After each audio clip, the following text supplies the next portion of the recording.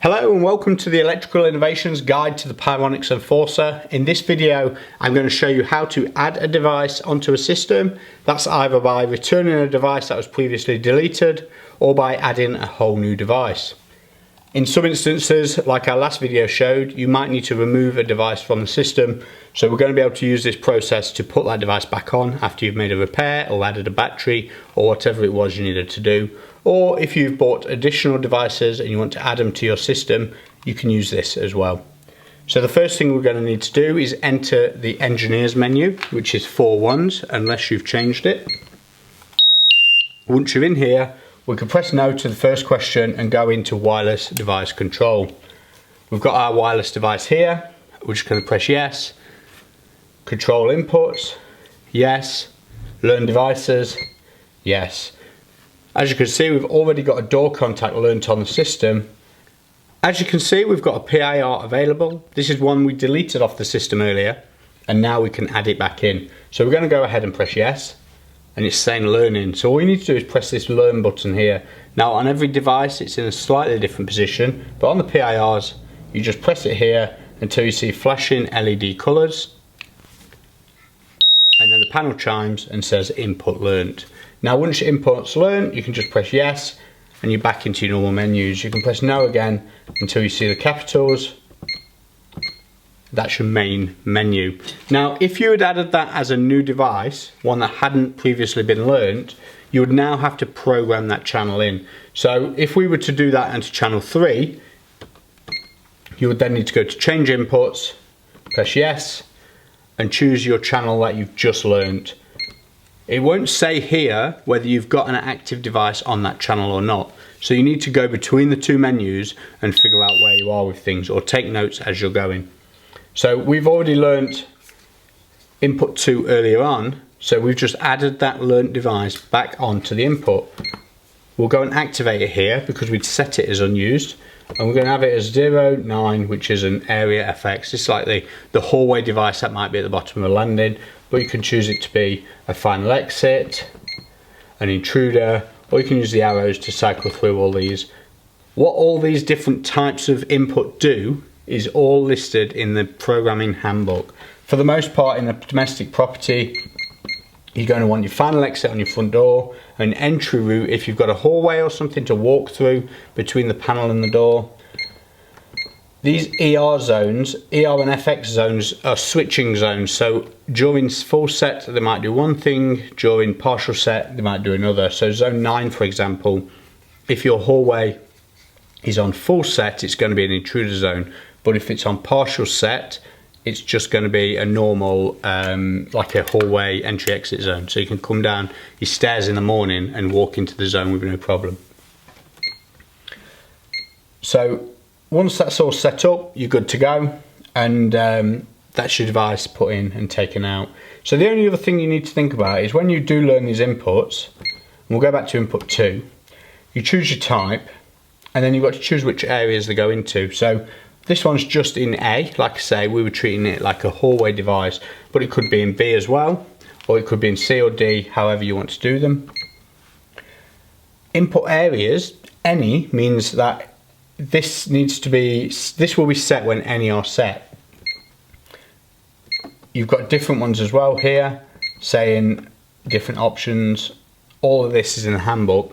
Basically, what all means is all devices must be set for this one to be set. So if you've got a partial set system, you need set A and B before this one would work. An example of that would be, let's say you had an office area with a common lobby. This could be the device in the lobby and it would be set to all. Now, office 1 leaves, locks up, arms their zone A. The hallway area, which is zone C, doesn't get armed.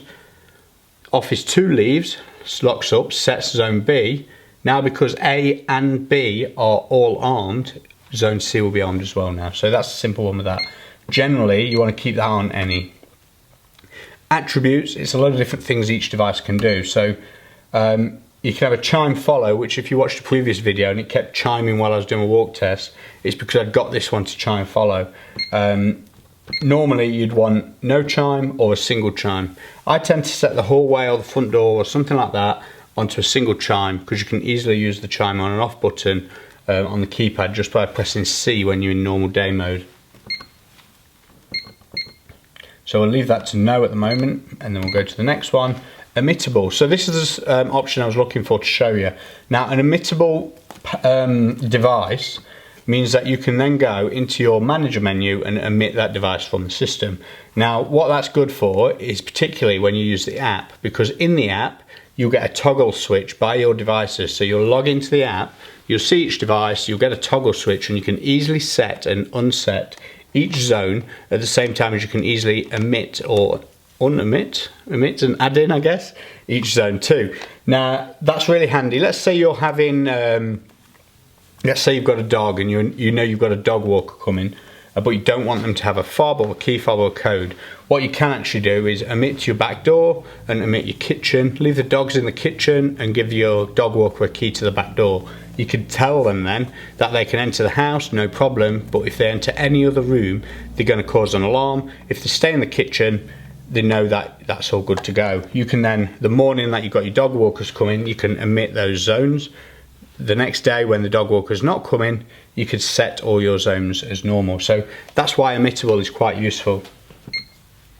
Double knock means you just have to see it twice.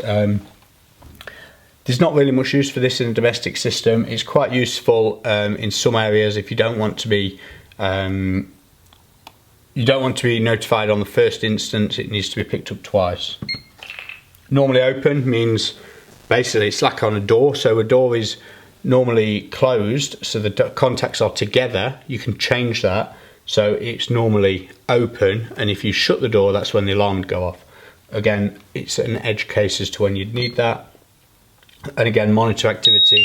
You can set it so this PIR, every time someone walks past it, it logs it on the system log. Groups, you'll probably never need groups, but it basically means you can put different devices into different groups on the system. And that's it. Next one is description. We're going to press yes. There's two areas where you can add text to label the devices. So enter the name here for your description, and you can also do locations. Now, I would never use locations unless you've got duplicate descriptions. What that basically means, let's say you had a landing detector, but you had two landing detectors, and you could label them both landing and then just put far landing and near landing, or landing 1, landing 2.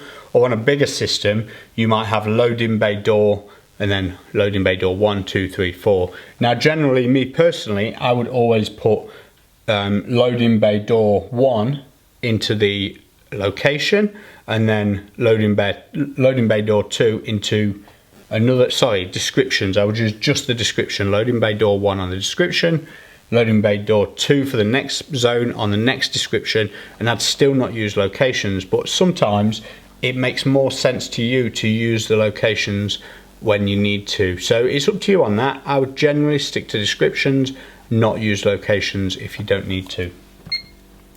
And that's it. That's your system set, and you can press no, no, no to go to capital letters, A to exit the menu.